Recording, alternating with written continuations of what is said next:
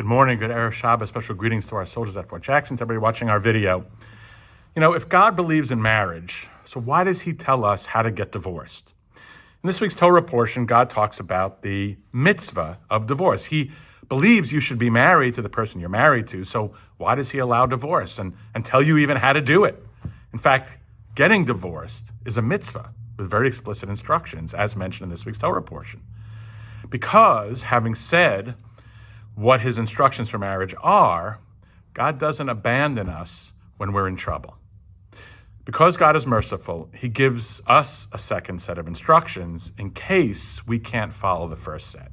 God says, this is the person I chose you to be married to. You can't, it hurts too much, then leave. But leave the right way. There is the divine process to get in and a divine process to get out. God talks to us that way because, he's married to us and he's committed to the relationship. So God is accommodating when we don't always live up to his expectations. He says, oh, you messed up? Try again. You forgot? Next time, try harder. Try to remember. You forgot again? Try again. That's how we know that God is committed to our marriage. God expects us to be married to the person he has chosen for us, but he's compassionate. When you tell him, look, it's just too difficult, he understands and he will help us out. So does that mean that our marriage was a mistake? No. Your marriage is never a mistake.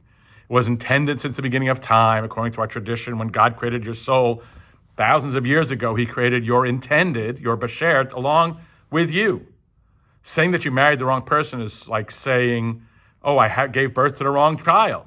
Right? Could someone else have your baby? I don't think so. You didn't give birth to someone else's children. The children you have were meant to be yours. You're married to the person you were intended to be married to. God arranged it. His mind is made up.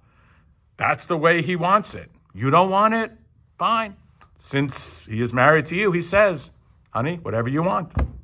Will it spoil some vast eternal plan? It might. But will he help you? Yes, he will. God allows divorce and commands divorce as a way of teaching us how to be married. So even though God has rules, when we don't listen, he tells us, you messed up, try again. Don't worry, you'll do better next time. You did it 10 times already, ask for forgiveness, and I'll forgive you 10 times. Because that's exactly how we should be married. That's how we should treat our spouse, the way God treats us.